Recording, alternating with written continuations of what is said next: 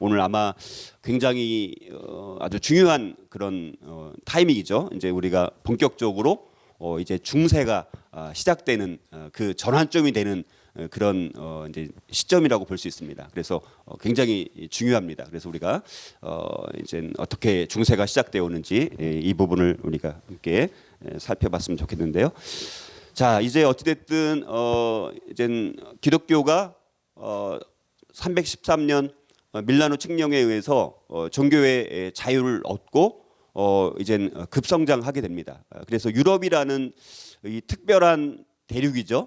유럽의 대륙이 참 특별한 하나님의 섭리 안에서 이제 기독교 이제 대륙으로 바뀌는 어쩌면 굉장히 거대한 하나의 흐름이 이제 일어나게 되어지는데 그런 와중에 이제 476년에 서로마 제국이 멸망당하면서 뭔가 또 여러 가지 또 이런 변화의 조짐들이 일어나게 됩니다. 그래서 우리가 중세라고 하면 두 가지의 관점이 있습니다.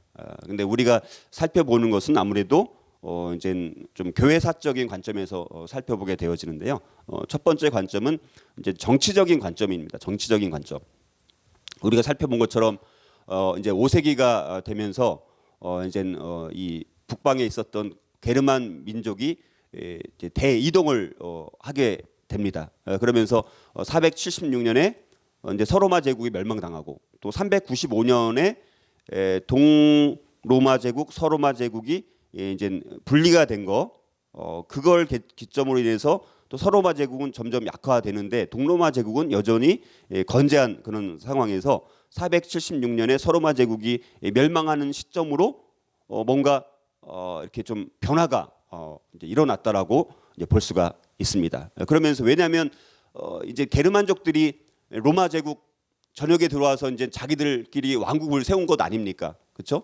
그러다 보니까 이제 게르만족, 바바리안, 야만족, 야만족들이 이제는 자기들이 왕국을 세우고 이제는 지배를 하니까 아무래도 뭡니까? 그 전에 로마 제국이 그리스로부터 물려받았던 이런 학문적인 이런 여러 가지 뛰어난 부분들이 이제 야만족들이 지배하면서부터 점점 쇠퇴하기 시작하는 거예요. 그래서 이제 그래서 중세 시대를 무슨 시대라고 우리가 불러요? 암흑 시대. 암흑 시대라고 하는 것도 아닙니까? 왜 암흑 시대라는 거예요? 이제는 이렇게 게르만족들이 이제는 서유럽을 지배하면서 학문적으로나 또 종교적으로나 이런 모든 것들이 점점 쇠퇴하기 시작하는 거예요. 그래서 암흑 시대라고 불릴 만큼 중세 시대는 많은 것들이 발전이 별로 없었던 시대에 그래갖고 우리가 중세 시대를 암흑 시대라고 부르는 것 아닙니까? 그러니까 정치적인 관점으로 봤을 때는 그러니까 5세기를 기점으로 서로마 제국이 멸망하는 그 시점으로부터 뭔가 좀 암흑 시대가 시작되는 것 같은 어떤 그런 걸 기준으로 해서 중세는 좀 앞당겨서 보는 거예요. 그러니까 정치적인 관점으로 봤을 때는. 자, 그런데 이제 우리가 이제 보는 관점은 이제 교회사 관점으로 바라봤을 때 이제 6세기 말이 됐을 때 여기 그림에 나와 있는 사람이 누굴 것 같아요? 그레고리우스 1세. 이제 그레고리우스 1세로부터 이제는 완전히 뭐 교황권이 확립된 건 아니지만 교황의 그런 권위가 점점 세워지도록 많은 것들이 진행이 되는 거예요. 거기에다가 서유럽을 보니까 어떻습니까? 서로마 제국이 476년에 멸망당하고 이렇게 보니까 뭔가 이제 공백기가 있는 것 아닙니까? 그 전에는 로마 제국이라는 거대한 그 제국 아래서 보호받고 뭔가 통치되고 있는 그런 하나의 울타리가 있었는데 이게 이제 무너지고 나서 보니까 뭔가 이제 빈 거가 생기는 거예요. 이제 그런 거를 채워줄 수 있는 누군가가 필요하다고 생각하는 거예요, 사람들이. 그거를 이제 누가 이제 자리 잡기 시작한 거예요? 교황이 그 지도력을 발휘하기 시작하는 거예요. 그러면서 점점 교황권이 이제 성장하게 된 배경. 그러니까 590년, 그게 이제 590년이에요. 그러니까 그레고리우스 1세가 이제 교황, 그러니까 로마 감독이죠, 어떻게 보면. 그 당시에 보면 5군데의 큰 교회들이 있었어요. 그래서 뭐 로마 교회가 있었고, 그다음에 콘스탄티노플에 교회가 있었고, 그다음에 안디옥에 있었고, 예루살렘에 있었고, 알렉산드리아. 요 5개의 교회가 그러니까 가장 큰 영향력이 있는 주도권을 갖고 있는 교회들이라고 볼 수가 있습니다. 근데 그레고리 1세는 이제 로마의 이제 주교 같은 거예요. 그런데 이제 우리가 알다시피 이제 베드로의 그 수익권을 이제는 로마 카톨릭은 주장하는 것도 아닙니까? 그러니까 베드로 이 반석 위에 내 교회를 세우겠다라고 했을 때 로마 카톨릭은 뭐라고 보는 거예요? 베드로라는 그 권위에 이제 교회를 세우겠다라고 이제 하는 건데 우리 개신교회는 뭐라고 우리는 얘기를 하는 거예요? 개신교에서는 예? 그렇죠. 베드로가 고백한 그 신앙 고백 위에 내 교회를 세우겠다라고 하는 거예요. 관점이 다른 거예요. 그 해석하는 거가 다른 거예요. 그러니까 근데 로마 카톨릭은 이제 자꾸 이제 교황권을 강조를 해야 되니까 이제 그런 것들이 생겨나게 된 거예요. 그래서 590년을 기점으로 교회가 이제 바뀌는 거예요.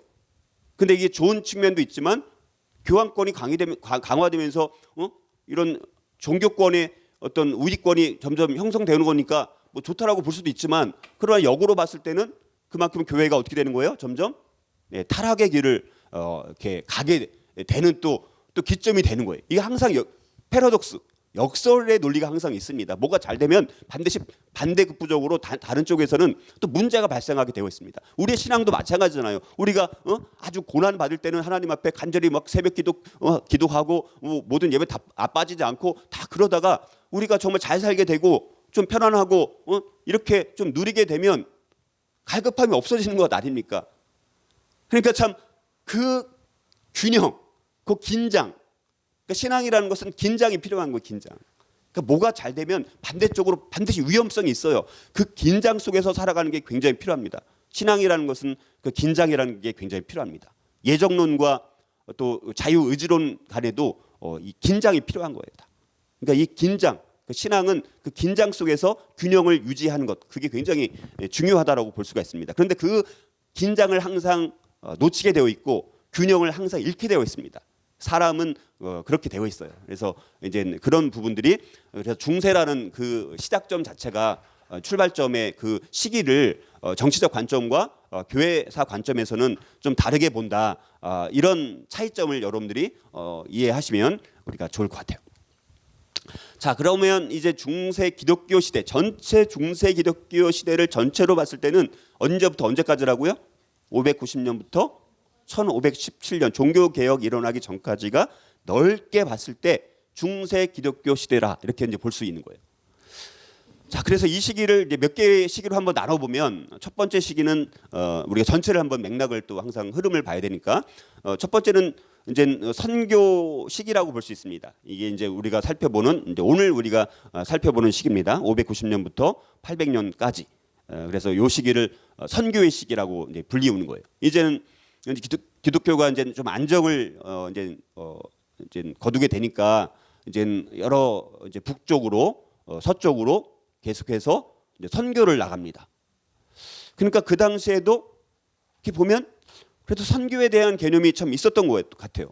왜냐하면 그 당시에는 아직 사실은 많은 것들이 어려운 시기인데도 이렇게 선교에 대한 마음이 있었다라는 것이 굉장히 지금 시대로 생각을 해보면 뭐 당연한 거지 이렇게 생각할 수가 있는데 그 당시에 좀 이런 교회가 안정되고 이런 상황에서 그래도 이게 선교를 나가고 있는 거 그리고 그 당시에는 뭐 선교라는 개념이 뭐 지금처럼 막 선교학이 발달해 해가지고 뭐 그런 것도 아니고 또 지금은 선교 단체가 이제 다 잘 세팅이 돼 있어가지고 선교를 하고 또 언어 훈련도 다 받고 이렇게 가고 하는데 그 당시에는 참 여러 가지 이런 것들이 어려웠을 텐데 그래도 선교가 이때 많이 일어납니다.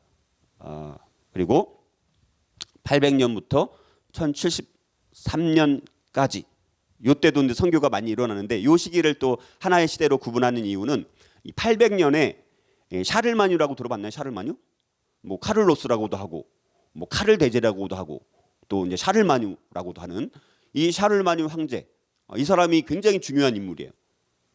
본인은 별로 학문이 뛰어난 사람도 아니고 누가 그러는데 문맹이었다는 말도 뭐 있는데 이 사람이 700년대 후반에 이제 프랑크 왕국의 이제 왕으로 등극하면서부터 상당히 이제 교회의 지원을 많이 합니다.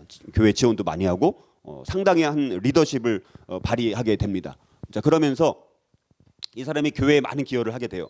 많은 교회를 하게 되는데 이때 로마 카톨릭이랑 약간 손을 잡게 돼요. 그래서 이 프랑크 왕국이 이제 우리가 신성 로마 제국이라고 들어보셨죠? 신성 로마. 이제 과거의 로마 제국을 다시 부흥시켜야 된다라는 그런 관점으로 이제는 이제 샤를마뉴 황제와 이제 로마 카톨릭과 이제 손을 잡아서 로마 카톨릭의 그 황제에게는 교황에게는 또 교황권을 더 부여하고 또 교황 입장에서는 샤를마뉴를 이제 신성 로마 제국의 황제로 임명하고 이런 상호작용이 일어나게 됩니다.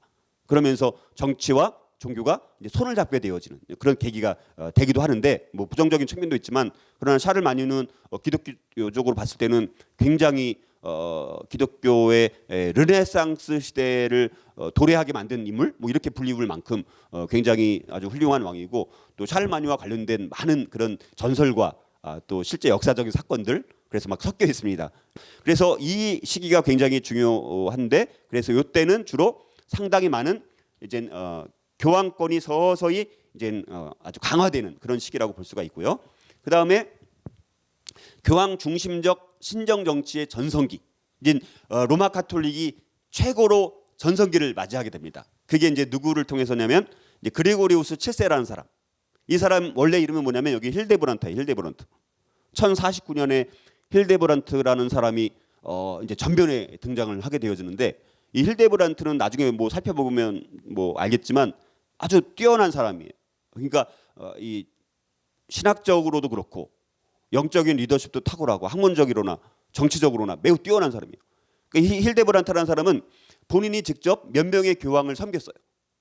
그런데 몇 명의 교황을 섬기면서 교황들이 힐데브란트가 생각한 대로 교회를 이끌어갈 수 있도록 조정을 하는데 그 교황들이 힐데브란트가 자기네들을 조종한다라는 것을 인식하지 못할 만큼 이끌면서 교황이 힐데브란트의 영향 그 생각대로 움직이게 만들었던 사람. 표현하기가 어려운데. 그러니까 굉장히 어떤 사람이에요? 뛰어난 사람인 거죠. 그래서 이 힐데브란트가 이제 본인이 직접 1073년에 이제는 교황으로 등극합니다. 그러니까 이제 상당히 많은 이제 매우 탁월한 사람이고 뛰어난 사람이다 보니까 이제 교황권을 이제는 아주 강력하게 만들어나게 됩니다. 그래서 카노사의 굴욕 사건도 그레고리우스 7세랑 하이니 그 황제랑 그 싸움이었어요, 사실은.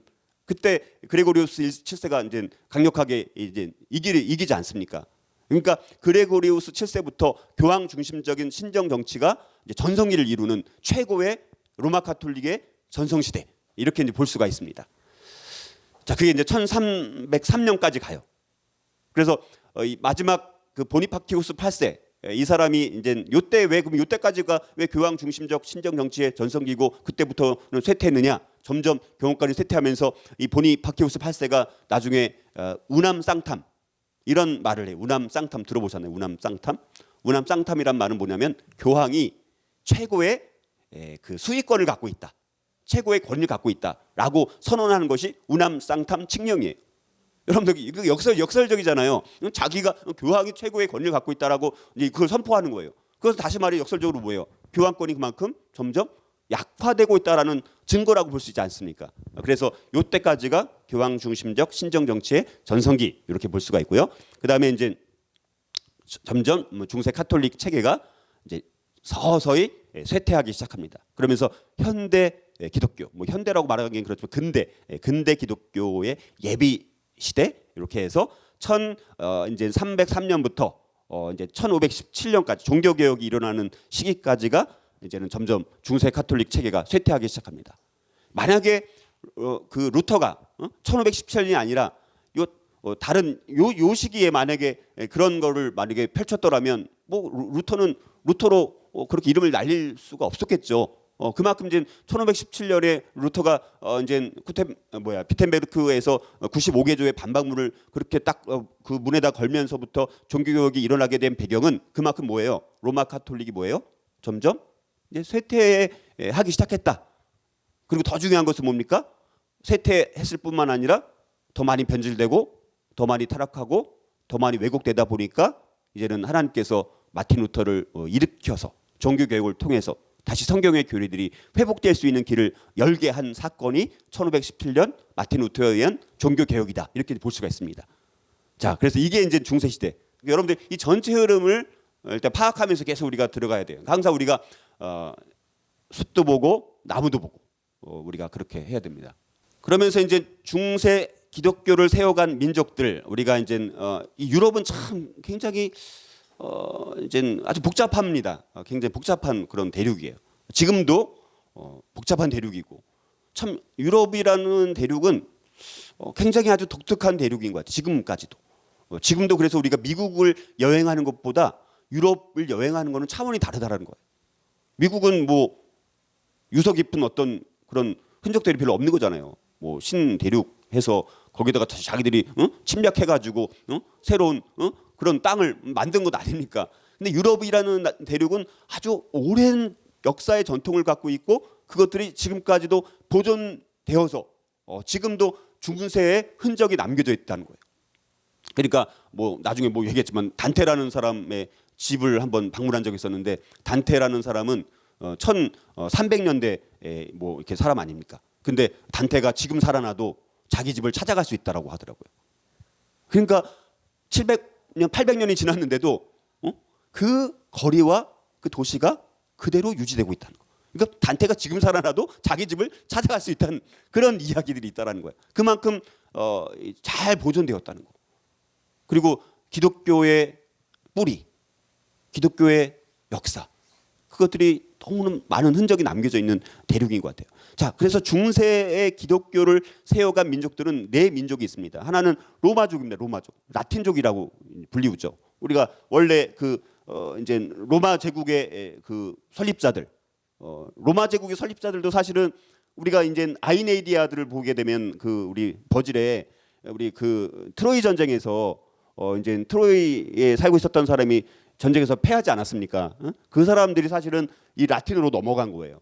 그 사람들이 이제 뿌리가 되어서 라틴 민족을 사실 세운 거나 마찬가지고, 또 로물루스 이제 쌍둥이들이 뭐 늑대 뭐 젖을 먹고 뭐 로마를 뭐 세웠다라는 말이 있지만, 자, 그래서 이 라틴족, 로마족, 이들은 이제 오랫동안 이제 이 중세 기독교를 세워간 민족이라고 볼 수가 있고, 또 하나는 이제 켈트족입니다. 켈트족. 이 켈트족은 여러 지역에 흩어져 살고 있는 그런 족속들이라고 볼 수 있습니다. 근데 나중에는 점점 게르만족들이라든가 이런 사람들에 의해서 밀려가지고 영국에서도 점점 밀려나고, 이렇게 이제 다 뭐 스코틀랜드 꼭대기, 나중에 또 바이킹이 들어와서 또 막 되게 많이 이렇게 뭐라고 해야 될까, 이렇게 많은 이렇게 흩어져서 살게 돼요. 그래서 하나의 어떤 그걸 만들었다기보다는, 그다음에 이제 튜턴족이라고 불리는데, 이 사람들은 게르만족이라고 불리는 사람들이 튜턴족입니다. 그러니까 게르만족들이 이제 유럽에 침략을 해와서 이제 게르만족들이 상당히 유럽을 이끌어가는 사람들이 된 거죠. 근데 또 이렇게 보면 굉장히 야만족이라고 불리웠던 이 게르만족이라고 하는 튜턴족이라고 하는 불리우는 사람들이, 특별히 독일 같은 나라를 보게 되면, 독일이라는 나라를 보게 되면 굉장히 신학이 매우 발달한 나라가 되는 거예요. 그러니까 마틴 루터도 그 독일에서 나온 사람 아닙니까?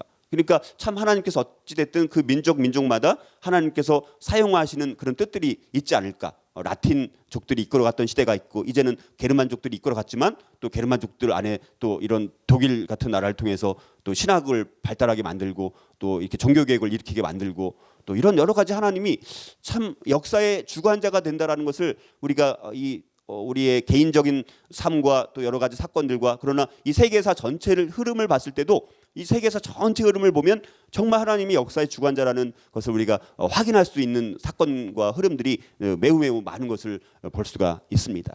그다음에 이제 슬라브족, 그래서 이 지역에 살고 있는 슬라브족들에 의해서 이런 나중에 슬라브족은 이제 뒤늦게 이제 동로마 제국에 있는 사람들을 통해서 슬라브족은 개종을 하게 됩니다.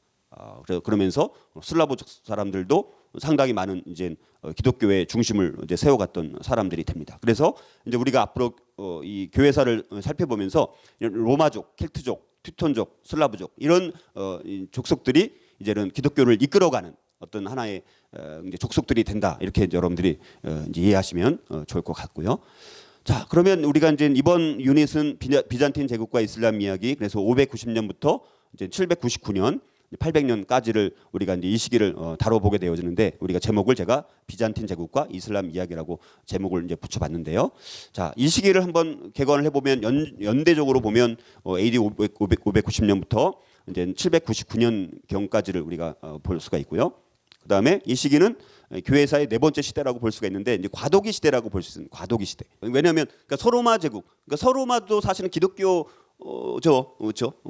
그것이 이제 오히려 게르만족들이 침략하면서 더 약화된 거죠. 기독교는. 그렇지만 다시 590년에 그레고리우스 1세가 이런 교황의 역할을 하면서부터 이제는 아직 완전히 근데 교황권이 확립된 건 아닙니다. 교황이 유럽 전체에 영향력을 끼치는 것까지는 아직은 아닌 거예요.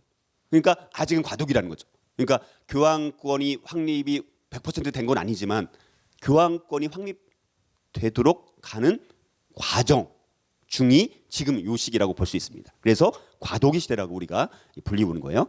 또 하나는 무슨 시기라고 또 말하기도 하냐면 선교 발달기, 아까 말씀드렸던 것처럼 이 시기에 많은 선교들이 일어나는 시기라고 볼 수가 있고요. 그 다음에 이제 교황 제도가 형성되는 시기. 그러니까 이게 이제 요 590년부터 799년까지를 전체적으로 요약을 하니까 이렇게 우리가 볼 수가 있다라는 것이죠. 그래서 사실은 우리가 590년 경부터 요 시기를 로마 카톨릭 시기라고 보는 거예요. 그러니까 로마 카톨릭 시대가 언제부터냐? 언제부터라고 보는 거예요? 590년. 590년 이전에는 그러니까 로마 카톨릭 시대라고 보기는 어려운 거예요. 그리고 그 전에 있었던 여러 가지 이 종교 회의도 있지 않습니까? 종교 회의. 그러니까 그때는 뭐 상당히 많이 6차까지는 그러니까 이 시기에 물론 6차는 포함이 되어 있지만 개신교가 받아들이는 종교 회의가 6차까지거든요. 우리가 첫 번째 종교 회의가 뭐예요? 7대 종교 회의를 살펴봤어. 니케아. 그다음에 두 번째 콘스탄티노플 종교 회의. 그다음에 3차는 에베소 공의회. 그다음에 네 번째 4차는 칼케돈. 그다음에 5차는 콘스탄티노플. 이렇게 그것이 우리가 그거 여러분들 7대 공의회 암송하는 방법을 알려드릴까요? 7대 공의회 맨날 나오는데 이게 1차인지 뭐 칼케돈이 몇 차인지 헷갈리잖아요. 제가 옛날에 배웠던 건데 이렇게 외우시면 됩니다. 니콘 에칼 콩콘니 한번 해보세요. 니콘 에칼 콩콘니 앞자만 따는 거예요. 그 도시에서 종교회를 해서 니케아라는 도시에서 하니까 니케아 종교회의. 그다음에 콘스탄티노플에서 하니까 콘스탄티노플 종교회의. 에베소에서 하니까 에베소 종교회의. 칼케돈에서 하니까 칼케돈 종교회의. 그런 거예요. 그러니까 근데 그 순서가 니콘 에칼 콩콘니 7자. 그리고 그 앞자만 따면 이게 언제구나 이렇게 이제 할 수가 있습니다. 예, 그래서 그냥 뭐 참고로 왜냐면 반복돼서 나오니까 그렇게 여러분들이 기억하시면 좋을 것 같아요. 자, 그다음에 이제 AD 600년 전체를 또 한번 설명을 드릴게요. 전체를 한번 조명을 해보면 한 600년 경이 되고 그리고 이제 700년 경이 되면 그러니까 600년 요 전후로 이제 굉장한 큰 변화들이 일어나게 됩니다. 이게 이제 서로마 제국이 멸망당했어요, 그렇죠? 그리고 사실은 서로마 제국이 강력한 이제 그런 제국을 이제 로마 제국이었지만 물론 이제 서로마 제국 멸망당하니까 이제 그것 이후에 어떤 큰 변화들이 일어났느냐 세 가지가 일어납니다. 하나는 서유럽의 이제 기독교 문명 여전히 이제 서유럽은 이제 게르만족들이 침입을 해왔지만 이제 기독교의 탄탄한 그런 배경이 있기 때문에 기독교 문명을 이끌어 가게 됩니다. 그러나 이때 그레고리우스 1세부터 이제 뭔가 로마 카톨릭 초대 교황권이 확립되면서 교황이 이제 서유럽의 전체적인 리더의 역할, 리더십을 발휘하는 그런 시기가 이제 이때부터 이제 시작되는 거라는 측면에서 590년부터 뭔가 큰 변화가 시작된 거죠. 또 하나는 이제 비잔틴 문명, 동로마 제국. 395년에 서로마 제국과 동로마 제국이 이제 분리가 돼서 동로마 제국이 하나의 이제 제국으로 이끌어 갔는데 이제는 로마 중심에서 콘스탄티노플 중심으로 변화가 된 거예요. 콘스탄티노플은 어디에 영향을 많이 받았냐면 그리스어의 영향을 많이 받는 지역입니다. 그리스어 언어가 달라요. 로마 그쪽은 라틴어를 사용한다면 이쪽은 콘스탄티노플은 그리스어를 주로 사용하는 언어가 달라지기 시작합니다. 그리고 문화도 점점 달라져요. 그러면서 이제 이 동로마 제국은 비잔티움, 그러니까 콘스탄티노플의 원래 그 도시의 이름이 뭐였냐면 비잔티움이에요. 그것이 이제 콘스탄틴 대제가 콘스탄티노플을 거기를 이제 수도로 삼은 거예요. 그 동로마 제국에. 예, 이제 그러면서 그러니까 그거는 로마 제국 전체였을 때 수도를 그리 옮겼죠. 그리고 나중에 뭐 이스탄불이 됐지만 이제는 그 비잔티움이라는 곳이 하나의 서쪽에 있는 문명과는 조금 내용이 다른, 질이 다른, 문화가 다른, 문명이 좀 다른, 전혀 다른 하나에서 비잔티움 문명을 형성하게 됩니다. 근데 이 비잔틴 제국은 우리 모든 대부분의 역사들이 이제 서구 유럽의 그 이제 기초한 역사적 관점을 갖다 보니까 로마 제국에 대해서는 상당히 많이 어필하고 이렇게 찬란한 문화로 우리가 알고 있지만 비잔틴 제국 그냥 들어본 정도. 비잔틴 제국이 얼마나 발전된 문명이었는지 뭐 이런 부분들에 대해서는 강조가 안 되는 거예요. 근데 여러분들 우리가 나중에 살펴보겠지만 비잔틴 제국이 아주 천년의 그 역사를 갖고 있는 엄청난 아주 오랜 전통을 갖고 있는 제국이 비잔티움 제국이라고 볼 수 있습니다. 그래서 비잔틴 문명에 대해서 우리는 좀 더 관점을 갖고 볼 수가 있다라는 것이죠. 자, 그리고 또 하나는 이제 이슬람 문명. 622년에 이제 헤지라라는 거룩한 이동, 이제 메디나라는 곳으로 이제 이동을 하면서 이제는 뭔가 이제 이슬람이 하나의 종교로 622년에 탄생하게 됩니다. 그러면서 이슬람이 이제는 만만치 않은 상당히 강력한 하나의 문명권을 형성하게 돼요. 그래서 이제 이 세계 문명이 거의 비슷한 시기에 형성이 되는 거예요. 그러니까 600년 전후부터 해서 700년 요 사이에 이제는 그 지중해를 중심으로 과거에는 로마 제국이라는 하나의 제국이 있었는데 이제는 600년부터 700년 사이에 지중해를 중심으로 세 개의 문명권이 다른 문명권이 자리를 잡기 시작했다라는 거예요. 그러니까 굉장히 중요한 변화가 일어나는 거예요. 이 중세 시대 때. 그래서 여러분 그런데 오늘날까지도 보게 되면 이 세계의 문명 어떻게 보면 이 세계 역사를 보게 되면 이 세계 문명이 지금도 특별히 지금은 이제 유럽의 문명과 이슬람 문명이죠. 그러니까 지금 마지막 시대에는 이 이슬람 문명권이 가장 기독교를 위협하고 가장 우리와 이제 적대시할 수 있는 큰 숙제가 이슬람이에요, 사실은. 그리고 이슬람은 지금도 강력한 이 영향력을 끼치기 시작합니다. 유럽을 보니까 앞으로 10년, 20년 더 지나면 이제 유럽 인구의 그 이슬람 비율이 막 10%, 20% 급속도로 증가하기 시작하는 거예요. 거기다 유럽은 이제 기독교가 이제 다 무너진 그런 대륙으로 바뀐 것 아닙니까? 그러니까 앞으로는 이슬람이 강력한 이 세상의 주도권을 가질 수 있는 아주 위험하다라고 표현할 만큼 자, 그런 시대가 점점 되고 있어요. 근데 우리가 전혀 이슬람에 대한 준비가 안 되어 있습니다. 그리고 마지막으로 선교의 벽이 이슬람이에요. 마지막 넘어야 될 산. 다른 그 곳은 선교가 다 이루어지는데 이슬람은 선교가 어려운 거예요, 아주. 그러니까 이슬람을 넘지 못하면 이 마지막 이 시대를 이거를 어떻게 우리가 전개될지 참 미지수라는 거예요. 그러니까 우리가 이슬람에 대한 이해를 아주 잘 해봐야 됩니다. 그래서 우리가 이번 유닛에서는요, 우리 꾸란, 이제 꾸란에 대해서 이슬람교에 대해서 우리가 잘 모른다라는 거예요. 저도 잘 모르지만 솔직히. 그래서 꾸란을 제가 한번 다 읽어보고 싶은데 아직 읽어보지 못했어요. 제가 옛날 그 지구촌교회 홈스쿨링 사역을 했을 때 그래서 제가 그 꾸란을 사놨어요, 사실 거기에.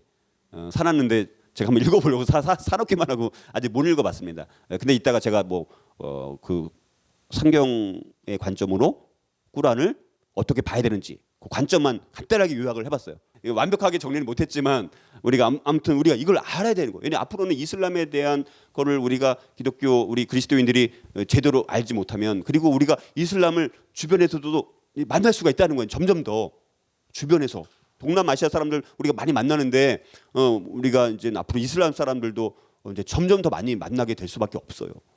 이 세상은 그렇게 가게. 우리 자녀 시대는요 이슬람 사람들과 접촉할 일이 더 많아질 거예요.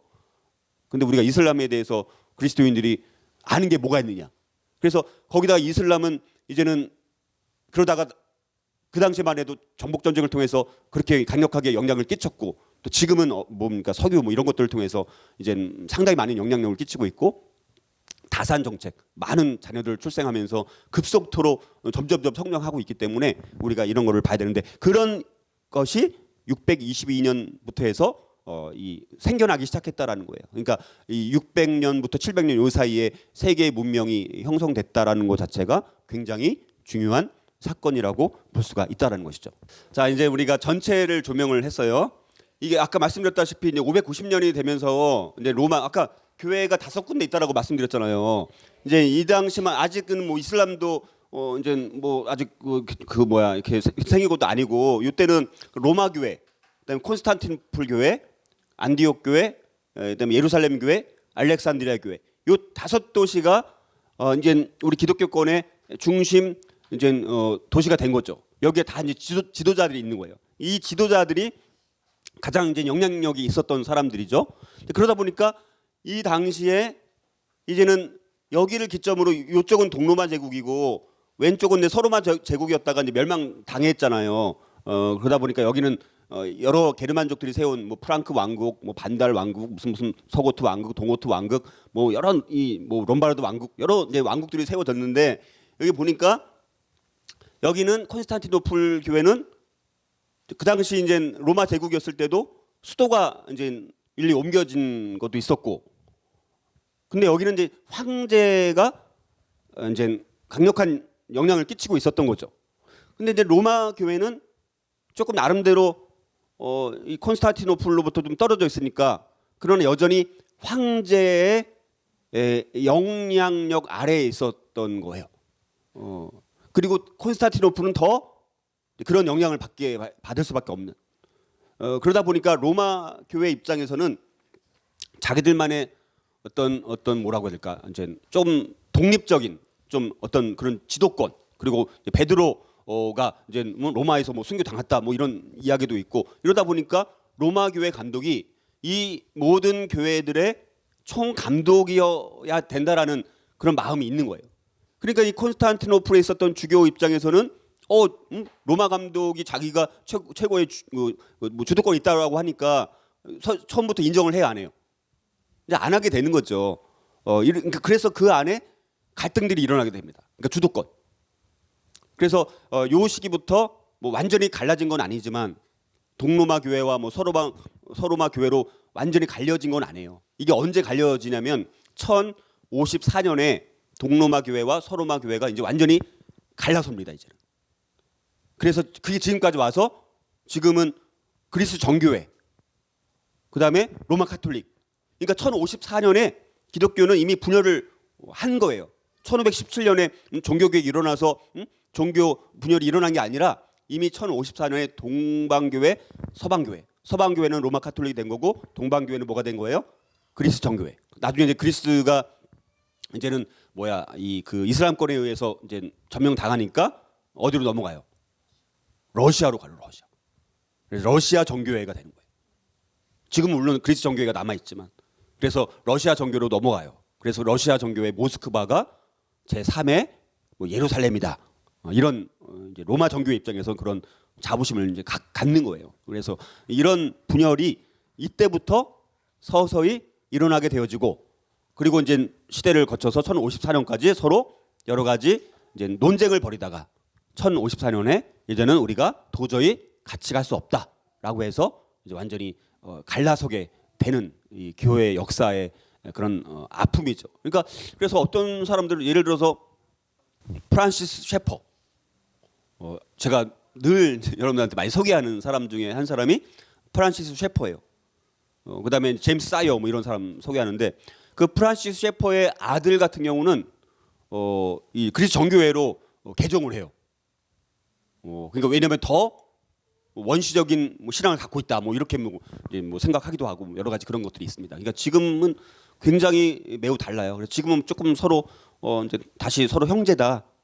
그래서 로마 카톨릭 이제 교황이랑 이제 그리스 정교회 이제 그 거기 이름을 뭐라고 대주교인가 이렇게 해가지고 서로 이렇게 화해를 이제 서로 하긴 하고는 있는데, 아무튼 그런 이 역사의 뿌리를 우리가 한번 생각해 볼 수가 있다는 거예요. 그래서 이 시기는 교회도 점점 분열의 길을 걸어가고 있다. 이 정도만 이해하시면 좋을 것 같고요.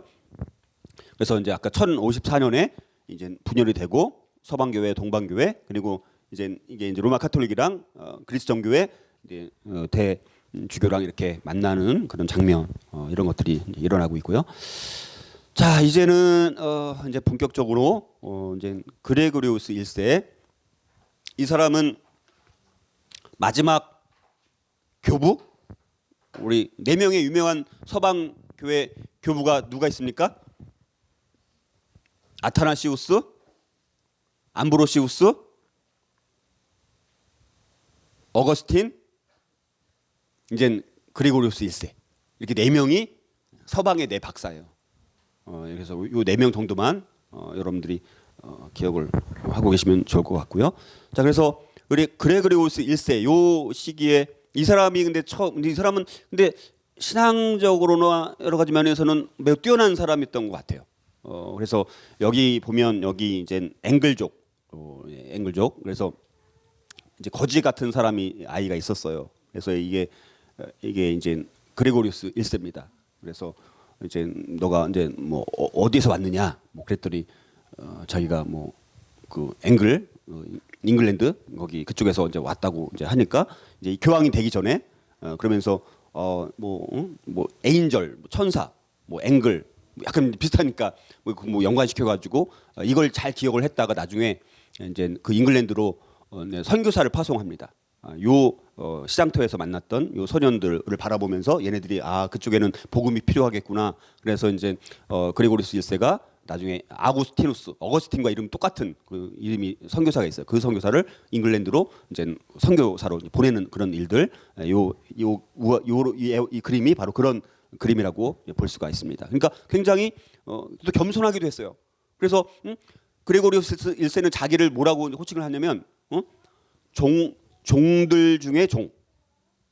그러니까 자기를 종들 중에 또 종이다. 이렇게 이제 호칭을 할 만큼 매우 겸손한 사람이기도 하고 또 행정력이나 뭐 여러 가지 매우 이런 것들이 뛰어난 그런 사람이라고 볼 수가 있습니다. 그래서 초대 교황이기도 하고 이분의 특징이 이제 우리가 한번 살펴볼게요. 그래서 우리 그레고리우스 1세가 남긴 업적이 굉장히 중요합니다. 이걸 기점으로 어찌됐든 교회사적으로 봤을 때는 중세가 시작됐다라고 보는 거니까 일단 첫 번째는요, 로마 카톨릭 교회의 교권 확립에 지대한 공헌을 하게 됩니다.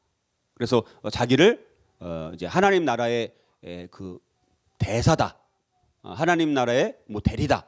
물론 자기가 종들의 종이라고 그렇게 겸손하게 표현을 하긴 했지만 하나님 나라의 자기가 최고의 대리자다라는 그런 인식을 이때부터 본격적으로 갖기 시작하는 거예요. 그 두 번째 특징은 뭐냐면 영국 선교를 시작했다라는 거. 아까 이제 그 시장터에서 만난 그 아이들을 바라보면서 이제 그곳에 선교사를 이제 보내는 그런 일들을 하게 되어지고요. 그다음에 세 번째는 행정가로서의 탁월한 업적을 남깁니다. 그래서 이 로마 교구, 로마의 감독이었으니까 로마 교구를 아주 강력하게, 아주 풍성하게, 탁월하게 이렇게 만들어가는 행정력이 있었던 것 같아요. 여러분들 이게 행정력이라는 것이 회사도 그렇고 교회도 그렇고 매우 중요한 것 같아요. 우리 컴패션 알죠? 컴패션이라는 선교 단체를 우리 거기 구원 단체를 보게 되면 거기는 굉장히 행정력이 제가 본 선교 단체도 그렇지만 여러 이 단체 중에서 제일 뛰어난 곳이 컴패션이에요. 컴패션이 잘 돌아가는 이유가 행정력이 매우 뛰어나기 때문에 그런 일들이 또 잘 진행되는 것 같아요. 그러니까 그 행정력이 매우 뛰어난 사람이 그레고리우스 1세였어요. 그다음에 이제 그레고리안 찬트라고 하는 이제 성가 발전, 그러니까 음악에 아주 매우 큰 기여를 하게 됩니다. 그레고리안 여러분들 성가 들어보시면 소리가 굉장히 아주 고요하고 웅장하고 뭔가 아주 신비스러운 어떤 그런 특징이 좀 있는 것 같아요. 그다음에 이제 또 하나는 로마 카톨릭의 신학의 기초를 세워갑니다. 로마 카톨릭의 신학의 기초를 세워요. 행정력도 뛰어났고 또 신학적으로도 매우 뛰어난 사람이다 보니까 이런 장점들이 있어요. 이건 업적이고요. 이건 좋은 점이죠. 그러나 부작용을 또 단점을 우리가 생각을 해볼 수가 있는데 어찌됐든 이 시기에 아까 말씀드렸던 것처럼 서유럽의 기독교 문명이 이제 그레고리우스 1세가 서유럽의 이제 강력한 리더십을 발휘하면서 교황권이 점점 강화되고 교회를 갱신하는 일들에 그레고리우스 1세가 행정력도 뛰어나고 상당한 통찰력과 탁월한 행정력을 다 갖고 있다 보니까 그런 일들이 이제 일어나게 되는 거예요. 강력한 리더십을 발휘하게 되어지는 것이죠. 그래서 아까 말씀드렸던 것처럼 590년을 로마 가톨릭의 시작점이 언제냐? 590년이 로마 가톨릭의 시작점, 이렇게 우리가 이야기를 하는 거고요. 자, 그래서 아까 말씀드렸던 첫 번째 교황이라고 우리에게 이제 불리우는 사람인 거예요. 로마 가톨릭의 시작이니까 첫 번째 교황이라고 불리우는 사람이고, 그러면서도 또 거꾸로 라틴 교회 4명의 서방 박사 중에서 마지막 교부가 이제 그레고리우스 1세, 이렇게 이제 우리가 불리우는 거라고 볼 수가 있고요. 그런데 문제가 있는데요. 뭐냐면 구원의 교리에 있어서 어거스틴은 철저한 은혜의 교리를 주장했던 사람이 어거스틴이에요. 근데 그 은혜의 교리가 점점 도외시되기 시작합니다. 그러면서 대가를 지불하는, 고행을 토행해서 수행하는, 인간의 공로가 중요하게 이제 여겨지는, 그러면서 점점 은혜의 교리가 사라지기 시작합니다. 그러니까 점점 공로. 그러면서 여러분들 우리 개신교에서는 연옥이라는 걸 믿지 않잖아요. 연옥. 그러니까 지옥과 천국 사이에 로마 가톨릭은 연옥이 있다라고 보는 거거든요. 그러니까 연옥에서 수행을 해야지, 거기서 다 돌을 닦고 깨끗해져야지 천국에 들어갈 수 있다라고 보는 거예요. 근데 연옥에 있는 사람이, 지상에 있는 사람들이, 이미 죽은 사람들이 연옥에 있을 때 헌금을 많이 하거나 좋은 일을 많이 해서 그 연옥에 있는 자기 조상들을 위해서 기도하면 그 연옥에서 500년 있어야 될 사람이 300년으로 단축돼서 천국에 더 빨리 들어갈 수 있다라는 이런 비슷한 개념이 있어요. 그러니까 자꾸 뭘 강조하는 거예요? 인간의 공로, 인간의 행위, 이런 것들이 점점 강조되게 되어 있다라는 거예요. 은혜 교리가 점점 없어지게 되면. 그래서 그런 것들이 이제 변질되기 시작합니다. 그래서 여러분들 사실은 어거스틴이 개신교에서도 엄청난 영향력을 끼쳤고 로마 가톨릭에도 영향력을 많이 끼쳤어요. 그러니까 구원의 교리에서는 개신교가 어거스틴의 빚을 진 거고, 교회론에 대해서는 로마 가톨릭이 어거스틴에게 빚을 졌다, 뭐 이런 말이 있어요. 그러니까 어거스틴의 교회관에 의해서 로마 가톨릭은 뭐예요? 이 교황권도 강화시키고 교회의 권위가 매우 높은 거예요. 심지어 성경의 권위보다도 교회의 권위가 더 높다고 봐요. 개신교는 교회의 권위보다 성경의 권위가 더 높다고 보는 거예요. 그러니까 교회의 권위와 성경의 권위에 대해서 누가 더 우위권을 갖고 있느냐에 대해서도 우리 개신교와 로마 가톨릭은 이렇게 다르다라는 것을 우리가 알았으면 좋겠고요. 이 구원 교리가 점점, 은혜 교리가 점점 도외시되기 시작합니다. 그리고 이제 그레고리오 후계자들이 결국 그 아래서 교황청은 점점 타락과 부패의 길을 서서히 걸어갑니다. 물론 중간중간에 많은 개혁이 일어나긴 일어났지만 그것이 이제 한계에 부딪히게 되면서 급기야 1517년 아까 말씀드렸던 것처럼 그때 가서 종교개혁이 일어나게 되는 거예요. 자, 그래서 우리 그레고리우스 1세 때는 참 많은 그런 변화가 시작되어지는데 몇 가지 한번 그림만 그리면, 이게 이제 맨 처음에 나온 그림이 이제 바티칸 궁정. 이 바티칸 궁정. 바티칸에 가면 이제 바티칸이 지금 하나의 제일 작은 도시 국가라고 해야 되나? 하나의 거의 바티칸 시티라고 이제 불리우는 거잖아요. 하나의 독립된 곳이죠. 그리고 이 바티칸 궁정이고, 두 번째는 이게 이제 성 베드로 대성당. 그리고 이거는 이제 시스티나 성당의 외관의 모습이고, 이 당시에 많은 시스티나 성당의 천장의 그림들을 그리고, 또 아담의 창조, 미켈란젤로 그림, 또 이제 최후의 심판, 이런 그림들, 이게 이제 어쨌든 다 로마 가톨릭의 흔적들이 남겨져 있는 그런 거라고 볼 수가 있고, 여전히 교황권은 지금 로마 가톨릭은 하나잖아요. 성당. 그래서 세계 전체를 교구를 관할하는 것 아닙니까? 바티칸 시티, 그 작은 나라인데 인구도 얼마 안 되잖아요. 그런데 모든 게, 전 세계의 모든 성당들이 그 바티칸에 있는 교황궁에 의해서 지시가 내려지는 것이 이렇게 일사불란하게 조직화돼서 이렇게 움직여지고 있는 거고, 그건 참 대단한 것 같아요. 야, 그건 엄청난 거죠. 지금 제가 생각해도 그거는 그 많은 거를 이렇게 진행하는 것 자체가 굉장한 것 같아요. 자, 그다음에 이제 뭐 일본에는 성덕 태자가 뭐 이렇게 있었고요. 뭐 다른 나라들에 대해서는 그냥 제가 그냥 이런 사건이 있었다, 이런 것만 설명을 하고 넘어가지, 뭐 제가 여기에 대해서 솔직히 저도 잘 몰라요.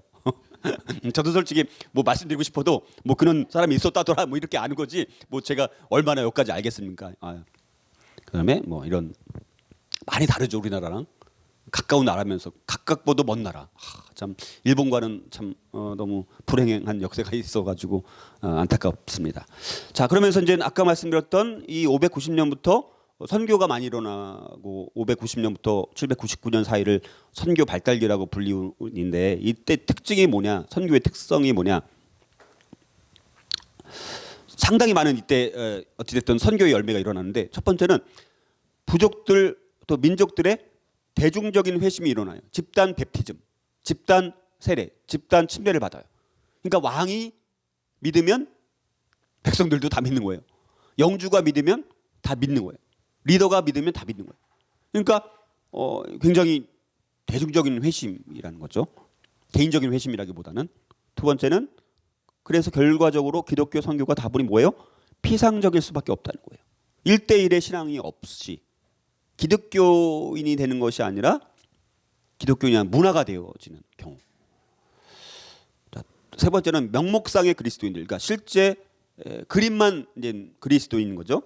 명목상의 그리스도인들은 로마 교황청에 맹목적으로 순복하도록 이제 쇠뇌가 되는 그런 일들이 일어나게 되어집니다. 복음이 삶으로 나타날 수가 없다라는 거예요.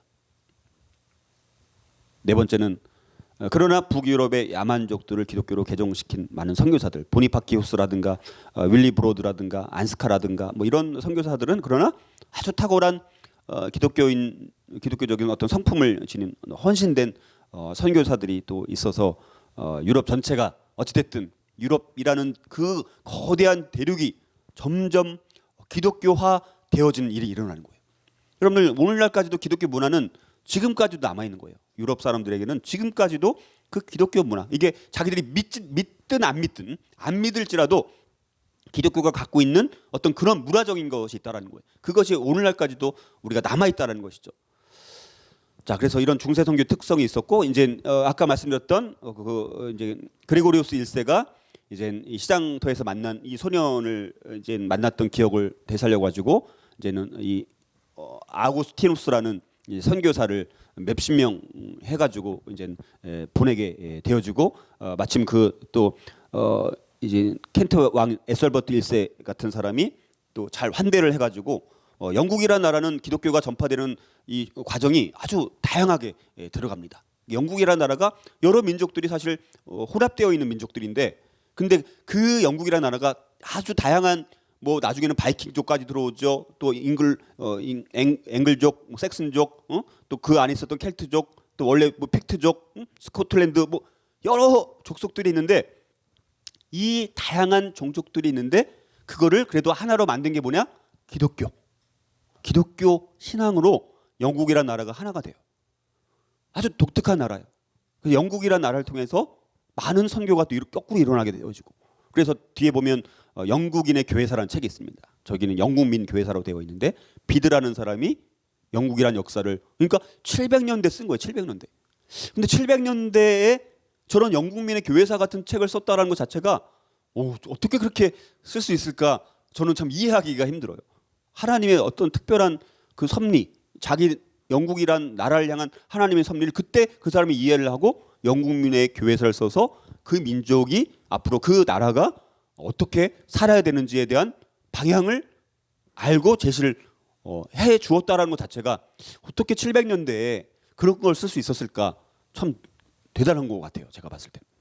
자, 그다음에 이제 스페인의 신학자였던 대주교였던 세빌라의 이시도르스라는 사람이 있는데 이 사람은 뭐 상당히 이제 학문적으로나 또 뭐 심지어 마지막 뭐 교부라고도 뭐 불리울 만큼 매우 뛰어난 사람이 있는데 이 사람을 근데 로마 카톨릭에서 악용을 해요. 악용.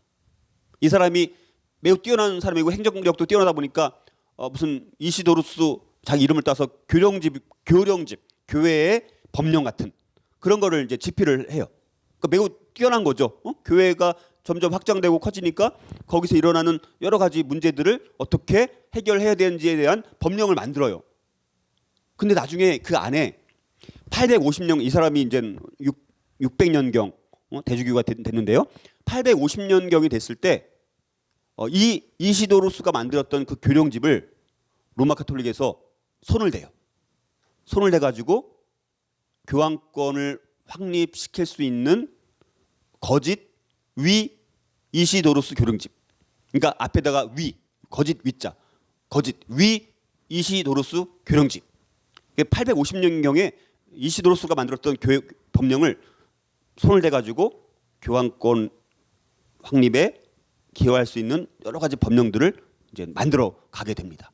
근데 이게 교회에서 이게 위 이시도로스 교령집이라는 걸 몰랐어요. 오랫동안, 아주 오랫동안. 근데 나중에서야 몇 년도인지 모르겠지만 근대에 와서야 이 위 이시도로스 교령집, 그때는 위 이시도로스가 아니죠.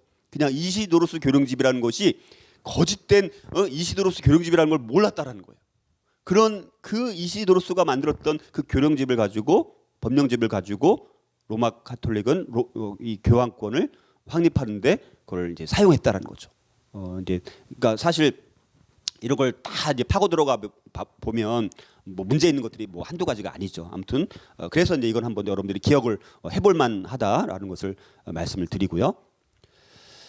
그 다음에 이젠 이 당시가 됐을 때 600년경이 됐을 때 이제 프랑크족이 이제 가장 이 당시에 서유 로마 제국이 멸망당하고 이 서유럽에서 가장 강력한 왕국은 어디냐? 프랑크 왕국이에요. 프랑크 왕국. 그래서 이 프랑크 왕국을 통해서 근데 참 이것도 하나님의 섭리가 제가 있다고 보는데 그건 뭐냐면 만약에 이 프랑크 왕국과 같은 강력한 서유럽에 남아있는 왕국이 없었다면 아마도 서유럽은 이슬람에 의해서 멸망당했을 것 같아요. 그러나 이 프랑크 왕국이라는 강력한 왕국이 존재해서 그나마 이제 이 그 이슬람 사람들이 여기까지 막 점령을 해가지고 여기를 막 들어가려고 하고 동쪽에서는 콘스탄티노플 점령해가지고 동쪽에서 서쪽으로 막 유럽으로 치고 들어가려고 하고 막 그런 상황에서 여기서 이제 저지가 당합니다. 근데 프랑크 왕국이 있었기 때문에 저지가 당한 이슬람이 그 전진을 이제 막는 역할을 프랑크 왕국이 하게 되어져요. 그러니까 이런 것도 어떻게 보면 또 하나님의 섭리가 있지 않을까 이런 생각들을 우리가 해보게 되고요. 그다음에 이 당시에 좀 유명한 우리가 기억할 만한 그런 족속들을 보게 되면 이제 앵글로 섹슨족. 이제 앵글로 섹슨족은 원래 여기가 덴마크 지역에 있었던 이런 지역에서 앵글 그다음에 섹슨 이게 지금의 독일의 작센이에요. 작센주.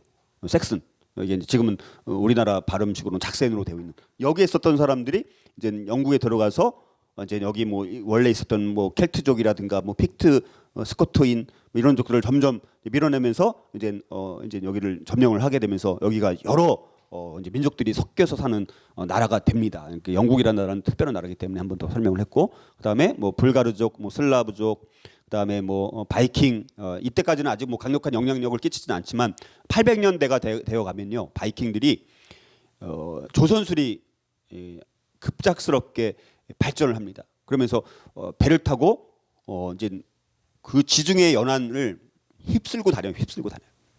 그래서 우리가 알고 있는 봉건제도 들어보셨죠? 봉건제도를 만들게 된 배경 중에 하나도 바이킹족의 출현이에요.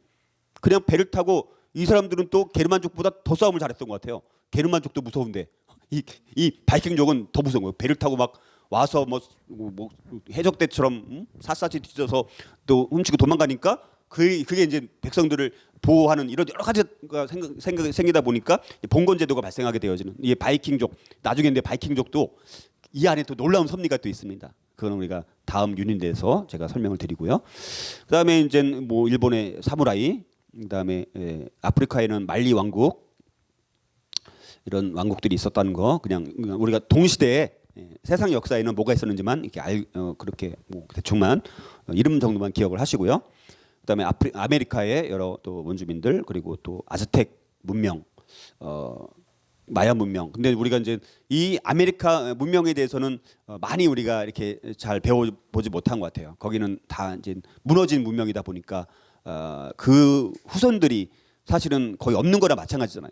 그러니까 그 문명에 대해 지금이야 물론 역사적으로 많이 고고학을 통해서 발견해 나가고는 있지만 많이 미흡한 것 같아요. 참 나중에 보면요, 1400년대, 500년대, 600년대 가면 참 아주 가관이 아닌 게 이 마야 문명, 뭐 아즈텍 문명도 다 마찬가지지만 아메리카에 있는 여러 문명들은요. 예를 들어서 인구가 한 100만 명이 있어요. 예를 들어서. 응? 근데 그 100만 명, 뭐 예를 들어서 100만 명이 몇 명한테 무너지냐면 120명 막 몇백 명한테 그게 처참하게 무너지는 걸 봐요. 참, 야, 그러니까 이 유럽 사람들이 이 아주 쉽게 사실은 이 아메리카에 있는 여러 문명들을 다 사실은 파괴시킨 거예요. 서로 교란하게 지네끼리 싸우게 만들고 또 여러 가지 몇 명 안 되고 그리고 무기가 발달돼 있으니까 여러 가지 어찌됐든 그걸 통해서 그냥 그 여러 문명 자체를 그냥 순식간에 다 무너뜨린 것 아닙니까? 유럽 사람들이. 그러니까 흔적이 없는 거죠. 그리고 그 후손들이 또 거의 뭐 다 지금 어렵게 살고 뭐 이러다 보니까. 그리고 이제 중세 음악 아까 말씀드렸던 이제 그레고리우스 성가가 제정되면서부터 음악이 이제 교회를 중심으로 이제 발전하기 시작합니다. 미술이든 음악이든 학문이든 또 뭐 모든 게 다 교회를 중심으로 이게 사실은 다 발전되었다라고 볼 수 있습니다. 그러니까 교회 역사를 모르고는 유럽 역사를 서양 문명의 역사를 우리가 결코 알 수 없다라는 거. 음악이 점점 발전을 해서 여기까지 왔다라는 거예요. 근데 참 옛날에 있는 사람들은 머리가 매우 뛰어난 것 같아요. 그렇죠? 없는 데서 다 이런 걸 만들어내는 걸 보면 참 대단한 것 같아요. 근데 사람은 또 비슷한 것 같아요. 다. 그런 필요를 다 비슷하게 느끼면서 그걸 또 만들어놔서 우리는 그 혜택을 누리고 있는 거죠, 그렇죠? 우리 과거에 선조들이 만들어놓았던 그 문명의 혜택을 우리가 받는 것도 많이 있고 우리 또한 어찌됐든 다음 세대에 좋은 것을 남겨주는 거가 우리가 마땅히 또 해야 될 일이 아닌가. 그레고리우스 성가. 그다음에 이제 이거는 이제 제가 이제 그 방법론으로 그냥 말씀드리는 건데. 이제 제가 소개하는 가장 중요한 책 2권을 꼽으라고 한다면 프란시스 셰퍼의 그러면 우리는 어떻게 살 것인가 이 책을 소개를 맨날 이거 할 때마다 소개하는데 읽어 보셨나요? 책이 없어요. 책이 없구나. 책이 아주 절판됐다고 하더라고요. 안타깝게. 그래서 중고 서점이라도 가서 찾아보시면 여러분들이 꼭 이걸 한 권은 갖고 있으면 좋을 것 같아요. 그러니까 그 관점 자체가 아주 탁월해요. 셰퍼라는 분이 목사인데 라브리의 창시자잖아요. 스위스. 우리나라도 라브리 저기 양양에 있잖아요. 그래서 이 프란시스 셰퍼, 그러니까 유럽의 역사를 기독교적 관점으로 역사를 풀어낸 책입니다. 그리고 기독교 세계관과 현대 사상 제임스 사이어라는 사람이 이제 기독교 유신론부터 해서 그다음에 그다음에 이신론, 자연주의, 허무주의, 뉴에이지, 포스트 모더니즘, 동양 범신론적 무슨 가치관 이런 것들을 다 분석을 해놓은 책이에요. 그러니까 이 2권을 읽으면 앞으로 우리가 이런 것들을 분석하고 분별하는 데 있어서 아주 중요한 지침이 될 만한 아주 중요한 책이니까 소개를 하는 거예요. 그래서 우리가 중세 시대를 다루면서 기독교 유신론을 한번 파트를 읽으면 왜냐하면 중세 시대가 유럽 대륙이 기독교 시대니까 기독교 유신론을 한번 점검을 해보고 나중에 이제 한참 지나서 이제 이제 1600년대 700년대 가면 이신론이라는 디이즘이라는 것이 등장하게 되어져요. 그때 제가 또 소개를 하면 그때 가서 또 제임스 사이어의 그 이신론 파트를 또 읽으면 이신론이 이런 거고 그 시대적인 배경을 보면서 왜 디이즘 이신론이 생길 수밖에 없었는가 이거를 보면 여러분들이 완전히 이제 이해를 하게 되는 거예요. 그 다음에 또 자연주의가 왜 등장하고 또 허무주의가 왜 등장하고 이렇게 딱딱 단계별로 여러분들이 세계관을 분별을 할 수 있도록 도와주는 책이 이 제임스 사이어의 기독교 세계관과 현대 사상. 그러니까 여러분들한테 소개를 해드리는 거니까 여러분이 앞으로 좀 더 깊이 있게 이런 것들을 알아가고 또 배우고 어떤 지침들을 살펴보기 위해서 이런 책들은 꼭 필요하니까 여러분들한테 소개하는 거고 저는 이 책들을요 아주 완전히 정독해가지고 이렇게 막 읽었어요. 그리고 많이 도움이 굉장히 많이 됐고 아주 그냥 쇼킹한 책이에요. 저한테는 제 인생에는요 이런 책이 있다는 것 자체가 충격적일 만큼 그 내용 자체가 완전히 진짜 저를 막 눈을 뜨게 만들었던 비슷한 그런 책들이라고 볼 수가 있습니다. 그런 좋은 책들이 있을 때마다 제가 소개를 해드릴게요. 자 이제는 비잔틴 세계가 이제 비잔티움 제국이 이제 610년 경이 이제 뭔가 중요한 전환점이 되는 시점이라고 볼 수가 있는데 여기는 그냥 이거는 넘어가고요. 이 비잔틴의 동로마 제국의 황제였던 헤라클리우스 요 610년 이때부터가 우리 교회사적으로 봤을 때는 비잔틴 역사의 출발점이 언제냐 이것도 여러 학설들이 있지만 제가 보는 견해는 기독교적 관점으로 봤을 때 610년부터가 비잔틴 역사의 출발점이다. 이렇게 헤라클리우스 황제가 즉위하는 그때부터 왜 그런지를 설명을 드리면 자 이제 비잔틴 문명에 대해서 한번 아까 이제 이 그 서유럽 기독교 문명을 살펴봤었죠. 이제 두 번째로 비잔틴 문명을 살펴보면 여기 보면 이제 헤라클리우스 이 사람이 610년에 동로마 제국의 황제로 즉위를 하게 되어지는데요. 자 이때 비잔틴 문명의 시작과 출발점이다 이렇게 이제 볼 수가 있습니다. 여러분들 근데 우리가 보면 아까 말씀드렸던 것처럼 서구 유럽의 문명의 중심으로 역사를 많이 바라다 보니까 비잔틴 제국에 대해서 굉장히 허약한 제국이고 굉장히 지루한 제국이고 굉장히 뭐 단조롭고 몸이 건조한 뭐 이런 제국이다 뭐 이런 평가들이 있다라는 거예요. 서유럽 사람들이 봤을 때. 근데 여러분들 제가 여기서 1번, 이렇게 2번, 3번 번호가 바뀌었어요. 일부러 바꾸어 놓은 거예요, 사실은. 왜냐하면 가장 먼저 앞선 문명이 이 당시에는 비잔틴 문명이었습니다. 그리고 두 번째가 이슬람 문명이었고 세 번째가 서유럽 기독교 문명은 사실은 거의 르네상스 일어나기 전까지만 해도 가장 뒤처진 문명이었어요, 사실은. 그러니까 가장 뒤처진 문명이 서유럽 기독교 문명인데 우리는 그렇게 알고 있는 게 아닌 거예요. 그러니까 이슬람 문명도 매우 발달했었고요. 비잔틴 문명도 매우 발달을 했었어요. 서유럽에 비하면. 아까 말씀드렸던 것처럼 서유럽은 게르만족들이 침략을 하면서부터 많이 쇠퇴를 하게 된 거예요, 사실은. 그걸 다시 회복하는 데까지는 몇 년이 걸린 거예요. 르네상스까지. 르네상스가 일어나기 전까지는 비잔틴 문명과 이슬람 문명에 비하면 훨씬 더 상대가 안 될 만큼 처졌던 문명이 서유럽 기독교 문명이라고 볼 수가 있습니다. 자, 1000년 동안 존속했다라는 거죠. 그리고 고대 로마 제국을 그래도 생각보다 단절 없이 계승했다라는 그런 측면이 있습니다. 그리고 세계 역사상 가장 지속적이고 영향력 있는 제국 중에 하나가 비잔틴 제국이었다는 거예요. 이게 1400년대까지 존속을 하게 됐으니까 아주 오랫동안 버틴 거죠. 그리고 고대 그리스 사상을 보존하는 데 기여했다는 거예요. 여러분들 사실 모든 학문의 뿌리는 뭐냐면 소크라테스로부터 해서 아리스토텔레스, 이 플라톤 이 그리스 그 사상 그 사상의 모든 학문, 모든 철학, 모든 과학 뿌리가 아리스토텔레스와 플라톤이에요. 그거를 보존하는 역할을 했습니다.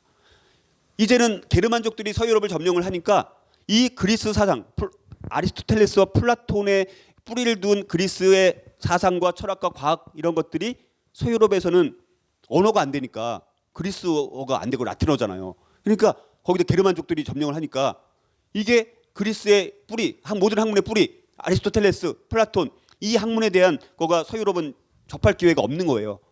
라틴어로 번역되지 않은 이상. 근데 이 비잔틴 제국은 그리스어를 사용하는 지역이다 보니까 그 아리스토텔레스, 플라톤의 사상과 학문과 철학들이 그대로 계승될 수 있는 보존하는 그런 역할을 했다라는 거.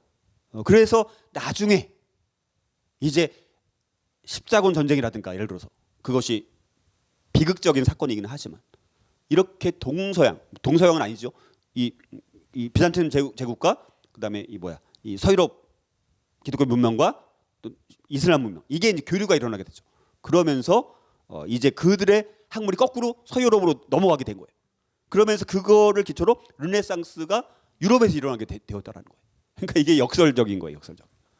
이게 다 서로 연결되어 있다는 거예요. 자, 그리고 위대한 예술을 창조했던 문명이 비잔틴 문명. 예술이 매우 발달했다는 거. 그리고 또 하나는 이교도 특히 슬라브족. 아까 슬라브족이라는 족은 기독교를 믿지 않는 그런 족속들이었는데 이 비잔틴 문명에서 동로마 제국에서 그 러시아 사람들을 이제 개종을 시킵니다. 이 블라디미르라는 사람. 지금 러시아 대통령 누구예요? 푸틴. 푸틴 앞에 뭐라고 붙었어요? 블라디미르 푸틴. 여러분들이 그 정도는 아셔야죠. 러시아 대통령 푸틴. 블라디미르. 이 당시에 블라디미르라는 거 이름 자체가 그 러시아 쪽에 있었던 슬라브족 족속들에게 그 왕의 어떤 존칭인 거예요. 그러니까 푸틴, 블라디미르. 그러니까 푸틴이 그런 후예인 것 같아요. 그래서 블라디미르 푸틴. 그러니까 그 당시 블라디미르라는 사람이 왕이 개종하면서부터 슬라브족에 기독교가 들어갔어요. 이거는 뭐예요? 동방교회가 이제 들어가게 된 거죠. 그래서 그래서 나중에 러시아에서 그 기독교의 대문호 두 사람이 나오지 않습니까? 누구예요? 도스토예프스키랑 톨스토이 그 사람들이 러시아에서 배출했던 기독교 문학을 대표할 수 있는 사람 그 배경에는 기독교가 있었다는 거예요. 그것이 이때부터 이제 러시아인들이 개종되면서 기독교가 이제 러시아에 들어가게 된 배경이라는 거예요. 그러니까 슬라브족에게인데 기독교를 전파하는 문명이 서유럽 기독교 문명이 아니라 비잔틴 문명에서 그걸 했다라는 거예요. 그리고 비잔틴 제국은 특별히 7세기에서 11세기 이르기까지 이슬람 세력에 대한 무술적 부실, 방파제가 뭐예요? 파도가 치는 것들을 막아주는 역할을 하잖아요. 그러니까 지금 이 비잔틴 제국이 이때 만약에 무너졌으면 콘스탄티노플이 이슬람에 의해서 점령을 당하면 이슬람이 뭐예요? 바로 서유럽까지 치고 들어왔겠죠. 그리고 아까 이제 스페인 지역까지도 나중에 이제 이슬람이 점령을 하니까 그러면 프랑크 왕국까지 무너지면 뭐 거기는 기독교 문명은 끝난 거예요. 지금은 우리도 믿지 않았겠죠. 여러분 우리가 믿는 거는요 뿌리를 거슬러 가면 그때 하나님의 이 비잔틴 문명을 통해서 방파제 역할을 해가지고 7세기에서 11세기 서유럽의 기독교 문명이 무너질 뻔한 그 위기의 상황에서 콘스탄티노플이 함락 안 되도록 이 비잔틴 제국을 강력하게 만들고 이런 하나님의 섭리가 있다는 거예요. 그러니까 그런 역할 우리 기독교 입장에서는 아주 고마운 사건인 거죠. 그러면 비잔틴 제국이 버텨주었기 때문에 비잔틴 제국이 많이 버티지 못했더라면 기독교 문명은 이미 끝난 거죠. 이미 아마 이슬람이 더 완전히 이렇게 다 차지하고 있지 않았을까라는 생각이 듭니다. 그 다음에 이제 이거 537년에 건립되긴 했지만 비잔티움 이 제국의 비잔틴 예술의 극치가 뭐냐? 성 소피아 성당 이렇게 이제 볼 수가 있습니다. 비잔틴 예술은 그리스의 과거의 이런 모든 양식들을 이제 완전히 변화시키는데 결정적 역할을 합니다. 이제 나중에 예술을 보게 되면 또 뭐가 나오면 이제 뭐 고딕 양식, 뭐 로마네스크 양식, 무슨 양식 뭐 이렇게 나오지 않습니까? 그 양식들이 다 의미가 있습니다. 비잔틴 예술의 특성은 굉장히 아주 웅장한 거예요. 아주 큰 화려함, 경이로움, 장엄함, 뭐 섬세함. 그러나 개인의 이 개별성 이 부분을 좀 무시하게 되면서 너무 초월적인 그 위 하나님, 인간의 개별적인 존재의 그 뭐 존귀함 이런 것들이 조금 배제됩니다. 그러니까 이 그림 건축 양식 하나를 보더라도 뭘 강조하느냐에 따라서 달라져요. 그러니까 제일 중요한 건 나중에 이제 설명드리겠지만 이 보편성과 이 개별성이라는 게 있어요. 이 사이에서의 균형을 이룰 수 있는 것은 우리 이 성경의 종교 개혁가들이 나중에 발견하게 됩니다. 진짜 이게 굉장히 중요한 원리예요. 여러분들 이 원리를 나중에 한번 진짜 이해한다면요, 이 보편성과 이 개별성, 특별성 요 사이에 균형을 이룰 수 있다는 걸 이해하면 우리 신앙이 완벽하다라는 것을 우리 이해할 수 있는 아주 기준이 될 수 있는 그 원리가 있습니다. 이건 지금 나중에 설명드릴게요. 그냥 참고로 말씀드렸고요. 그다음에 이제 드디어 이슬람이 나오게 됩니다. 이제 마호메트 이제 이 사람이 610년경부터 이제 예언자로서의 생애를 시작하는 거예요. 이때 이제 환상을 본 거죠. 계시를 본 거죠. 근데 이제 그 당시에 만약에 근데 또 이제 기독교를 또 부정적으로 봤을 때 만약 기독교가 그 당시에 그 동쪽 지역 주로 이제 서쪽 지역으로 많이 갔잖아요. 그 동쪽 지역까지도 만약에 잘 선교를 했더라면 이 이슬람이라는 종교가 과연 창출될 수 있었을까? 이런 생각들을 해보게 됩니다. 왜냐하면 마호메트도 예수에 대해서 들어보고 여호와에 대해서 들어보고 모세, 이삭 뭐 이런 얘기들을 아브라함 이런 걸 다 알고 있었거든요.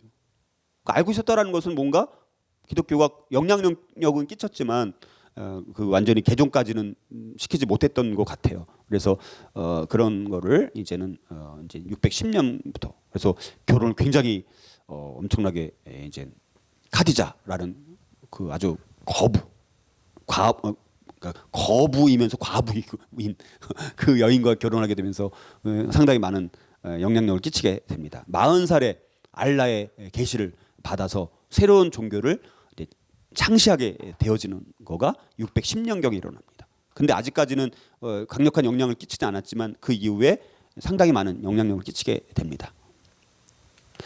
자, 그래서 우리나라는 이 당시에 고구려, 우리나라는 삼국시대입니다.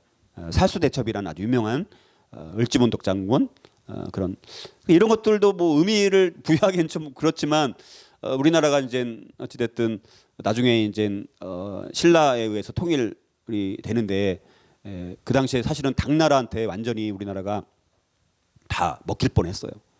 근데 그것도 또 어찌 됐든 그나마 신라를 안겨 주신 거.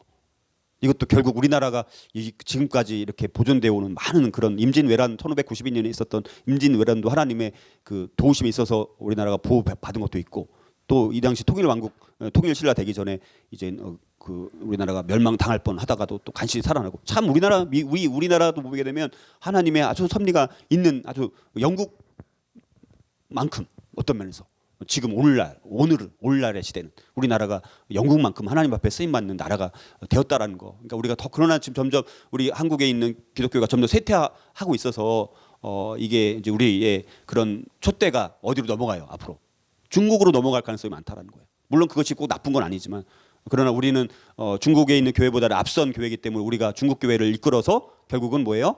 이슬람 쪽까지도 해서 우리가 계속해서 이제 영적 리더십을 가지고 우리가 이제 그런 선교를 이끌어갈 수 있는 나라가 계속 되도록 근데 점점 우리가 어려워지고 있다라는 거예요.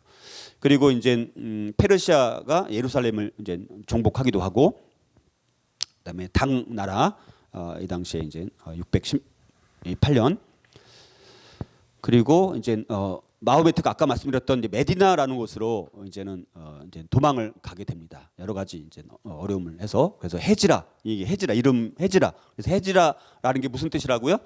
거룩한 이주, 거룩한 이주.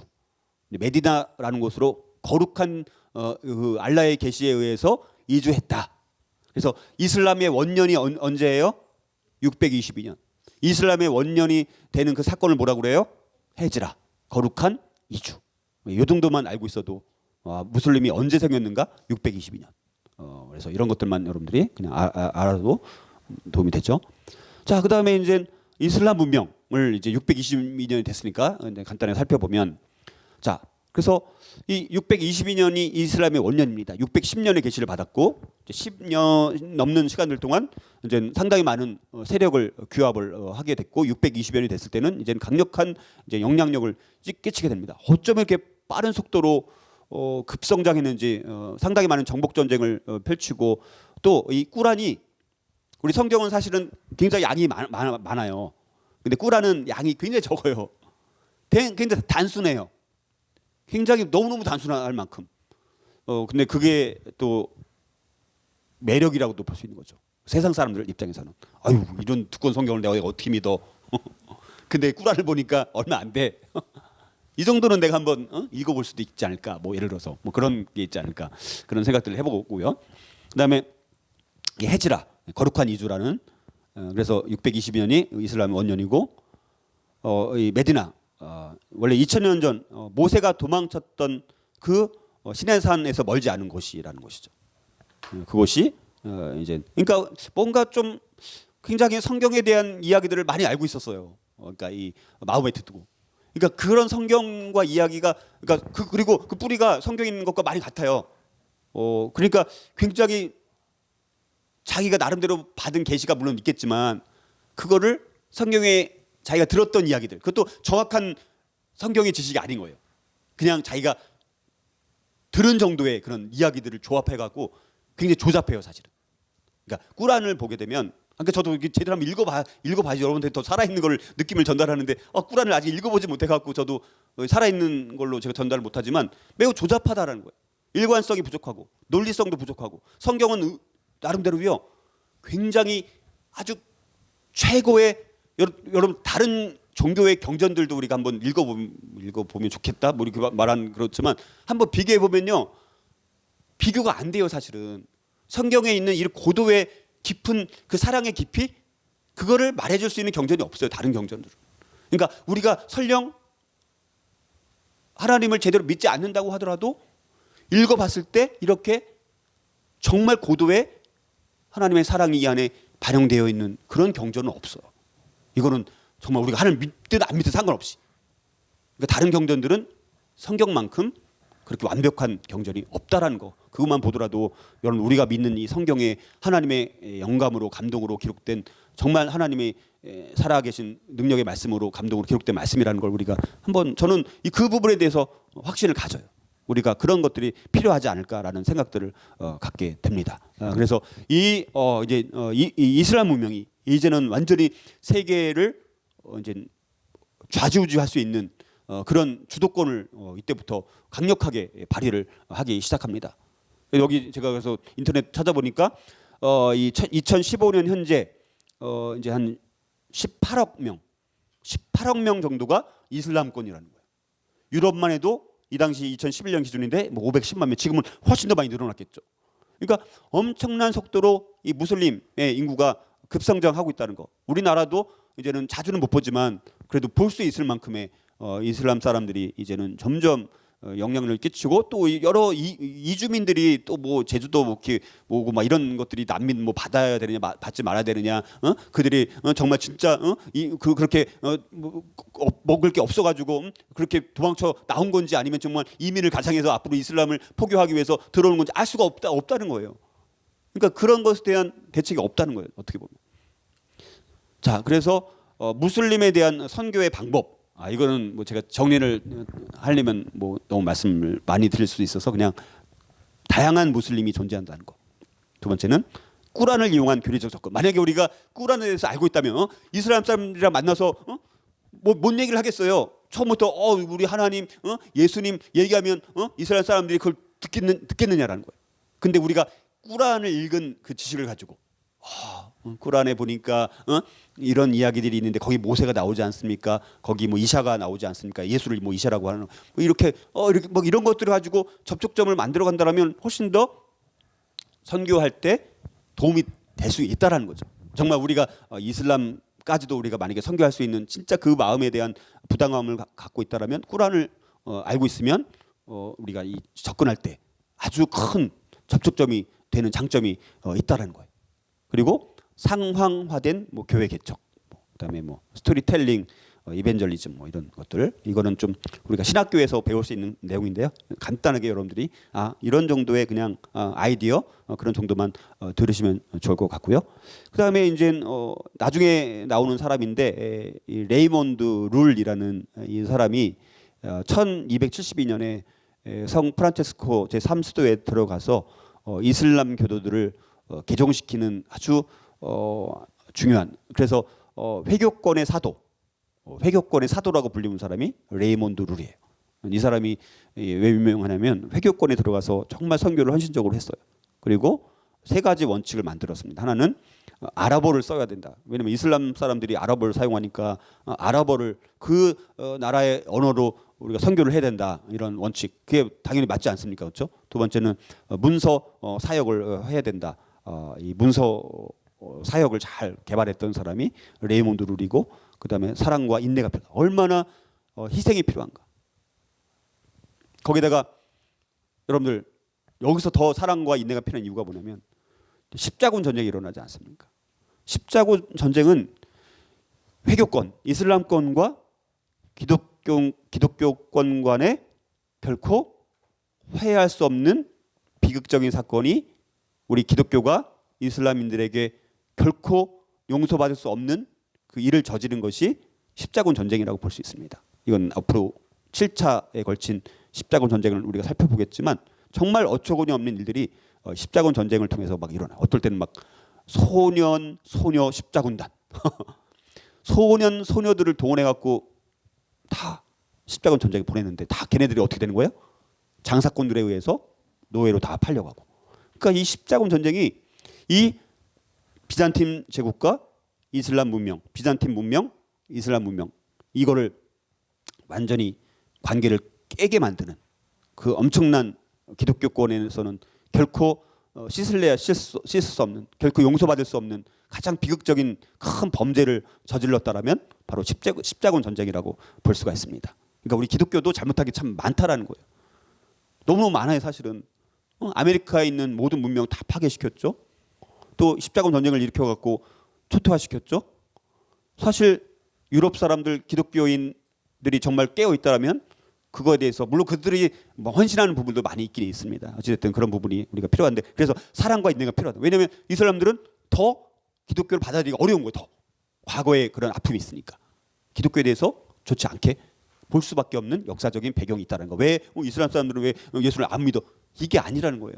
그 우리가 기독교인들이 그 끼쳤던 그 죄들이 죄값이 있다라는 거예요. 그다음에 이제 꾸란이라고도 이제 발음하는 이 우리나라로 제가 찾아보니까 청소년을 위한 이슬람과 꾸란 이런 책이 있고 제가 그때 샀던 책이 이 책은 아닌 것 같기도 하고 제가 기억이 정확히 안 나는데 이게 뭐 하나 있긴 있더라고요.